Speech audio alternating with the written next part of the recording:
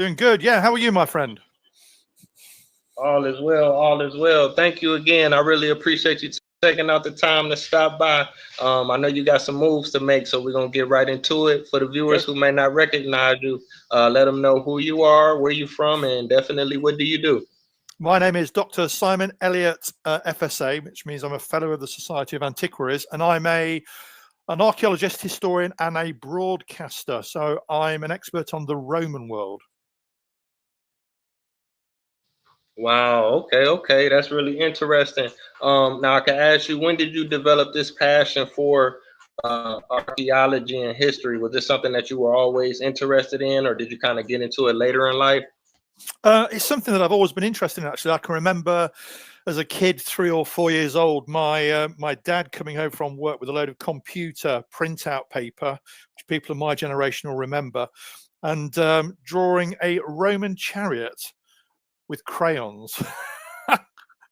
so one of my earliest memories is actually drawing a Roman chariot. So there we go. So I was into Ben-Hur even before I'd seen Ben-Hur. Wow. Okay, that's real cool. Ben Hur, that's old school. Wow. Big shout out to that movie. Now, what about broadcasting? When you say broadcasting, is that radio, television, or what is that exactly?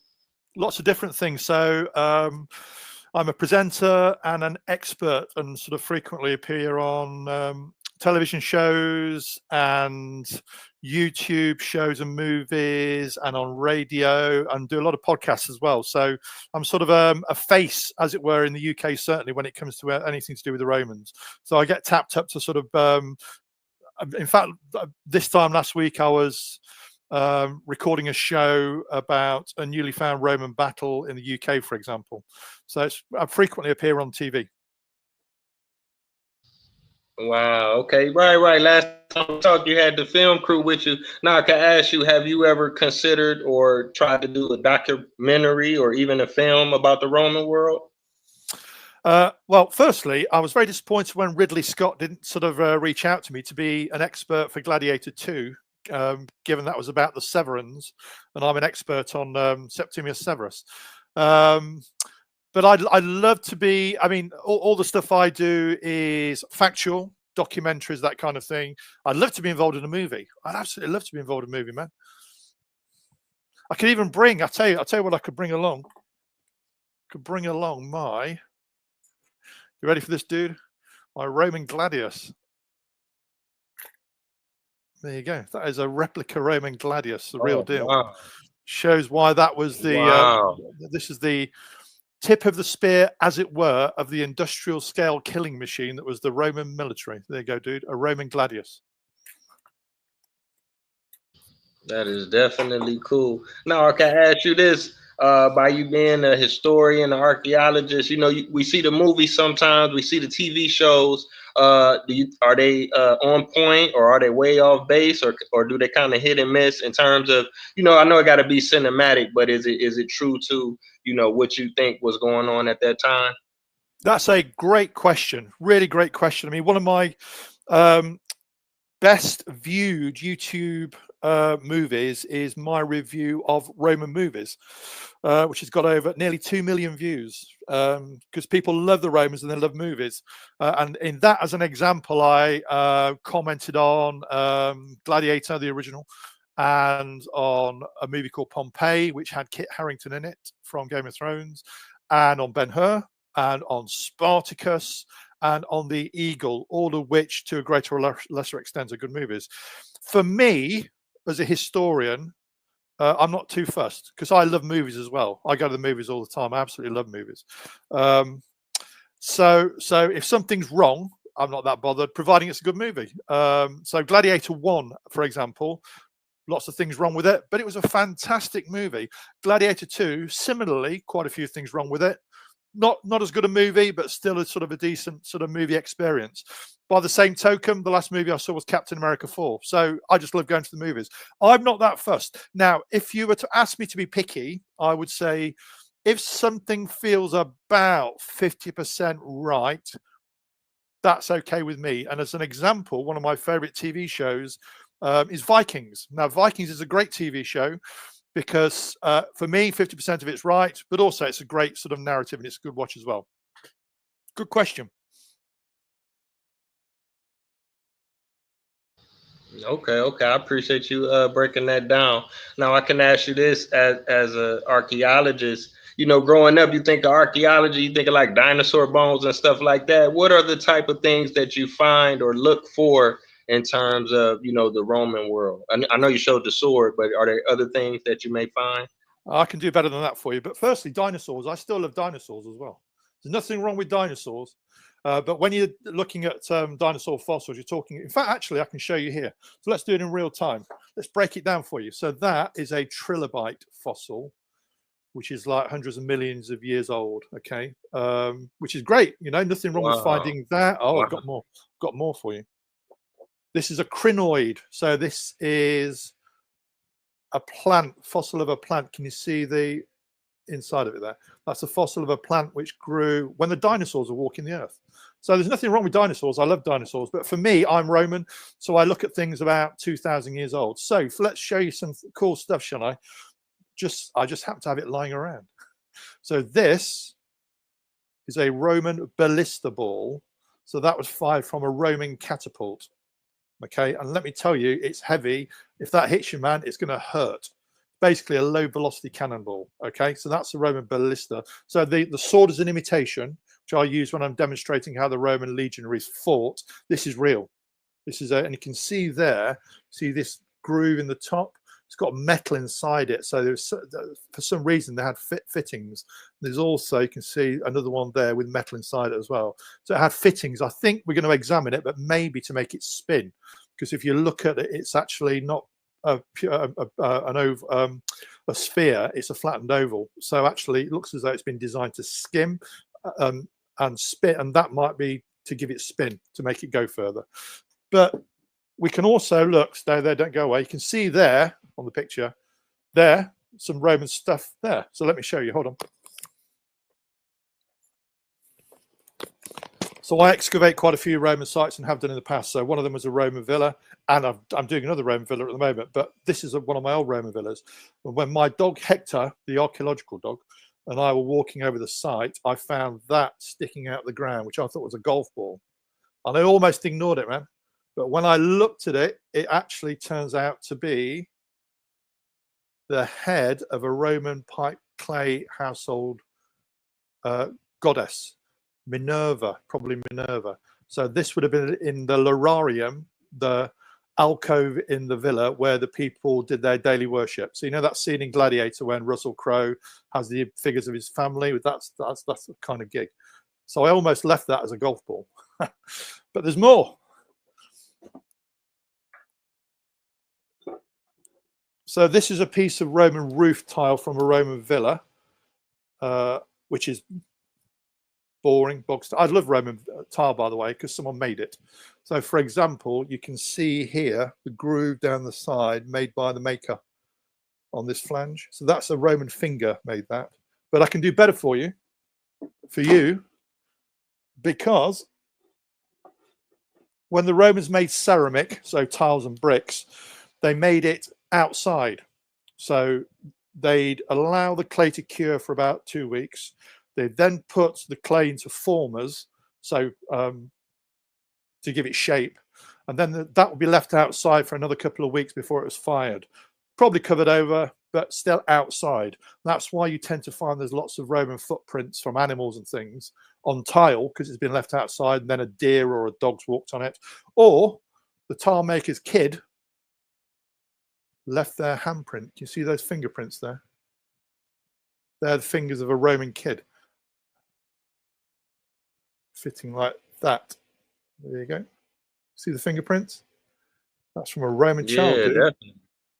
That's real agency. That's a real person 2,000 years ago, man. What else have I got for you? I'll show you one thing that's not Roman, actually, which again I found with Hector, which is this. So one of my other passions in archaeology is prehistory. Not going back as far as the dinosaurs, although again I do like dinosaurs. But this is an axe made from flint from the Mesolithic period, the Middle Stone Age, which is about 10,000 BC, so 12,000 years ago in the UK. And you can see here those 4 notches. See them? That's where the resin went, so that the handle twitch that went over it, the resin would attach through those 4 notches. So, and you can actually see, look how sharp it is still. See that? So that is a 12,000-year-old flint axe. So I've got all the goods for you, dude. There you go.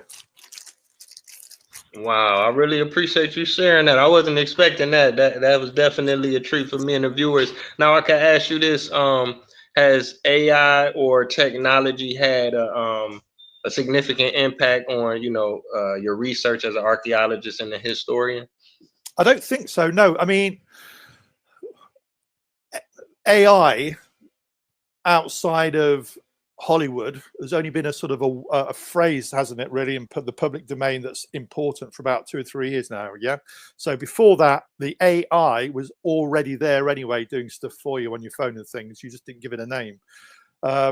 So that's all still there. Technology is great. I love technology. I'll come back to AI.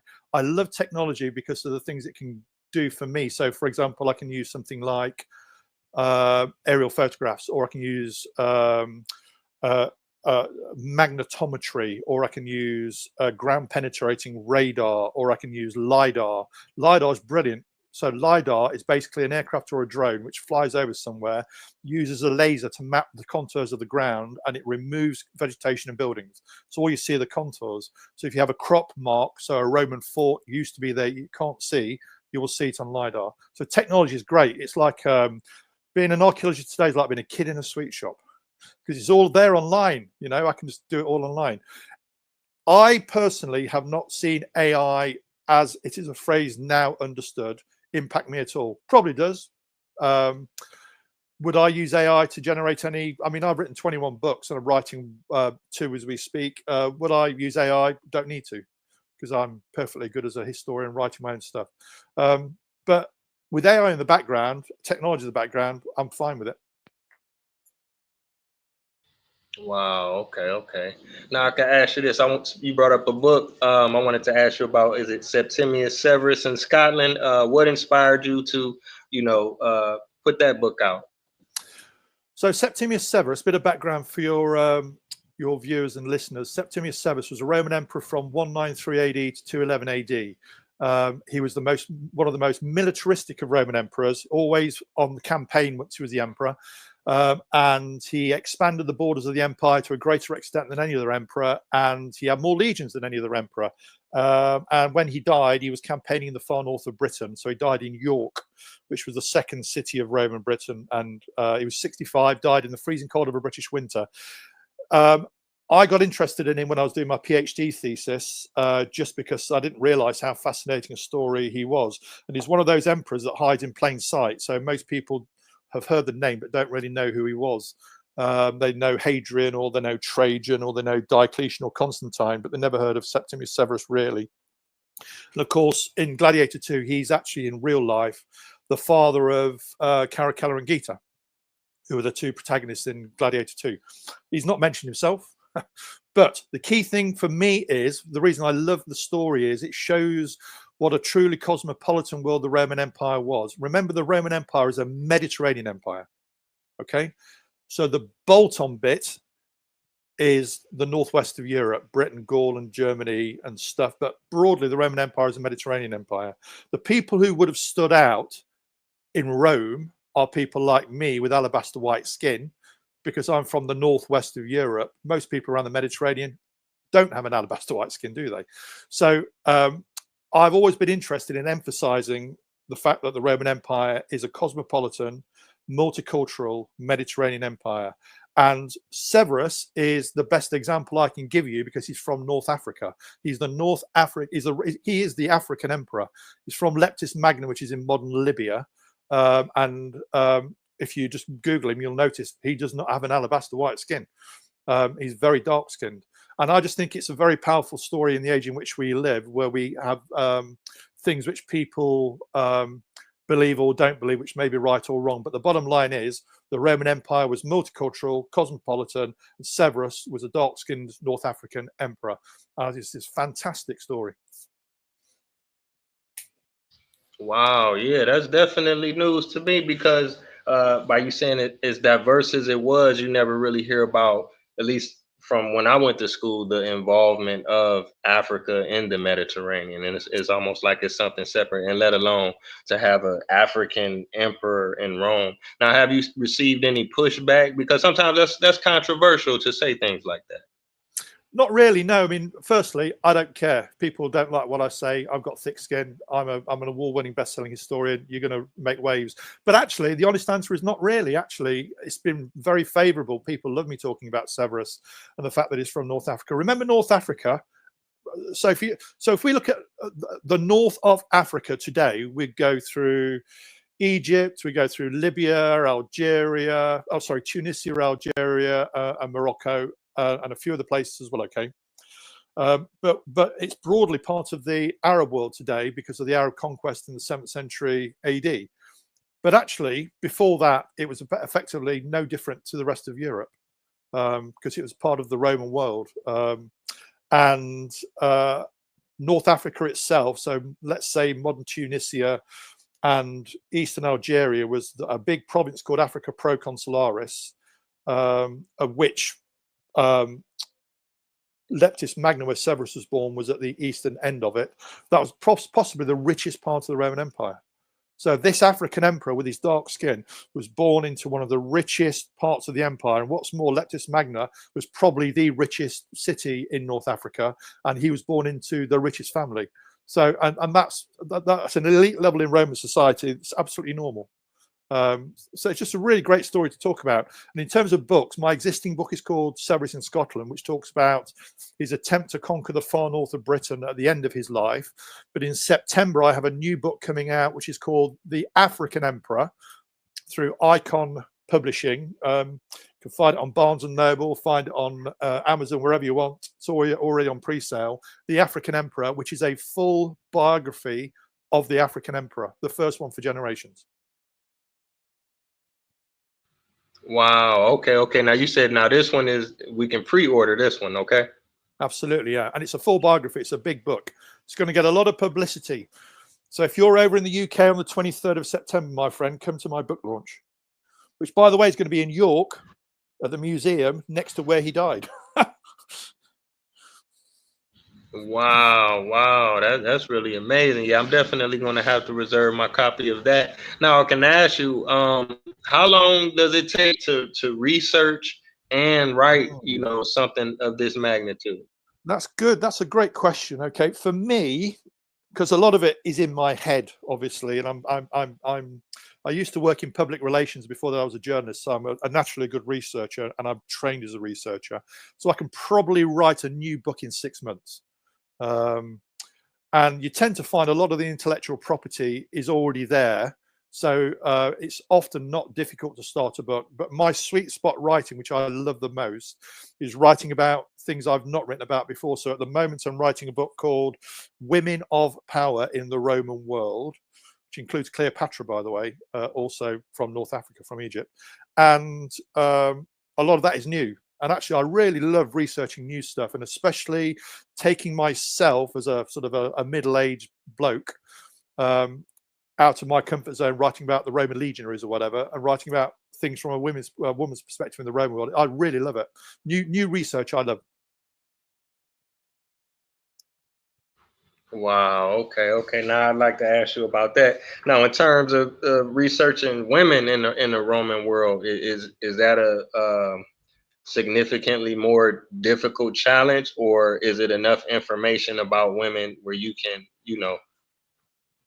Right. So there is enough information about women, but as a historian, you have to be aware of the sources you're using, what the point of view they're writing from, especially contemporary ancient world sources, because they're writing for a very specific audience. So they're all men. They're all rich.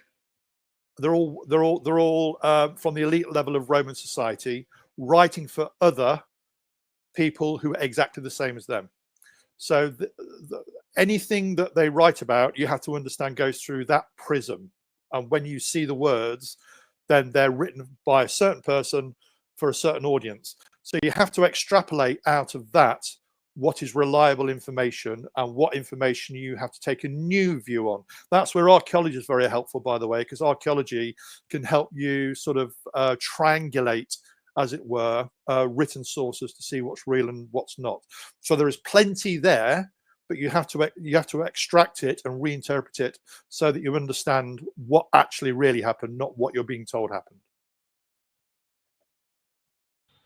Okay. Now we're about 20 minutes in. I guess I wanted to ask you about maybe one more topic. I believe you covered this in the video on YouTube. But if you could speak about, the gladiators. Everybody loved the gladiators. How did something like that even come about? And I guess what are some of maybe the misconceptions that people may or may not have? Gladiators, named after the gladius sword. There you go. Gladiators. Well, firstly, the gladiators originally come from a funeral rite. So in the Etruscan world. So the Etruscans are an Italian people predating and then being contemporary with the Romans, who are from Etruria, so Tuscany, so north of Rome. Culturally, quite well aligned with the Greeks who'd settled in the south of Italy.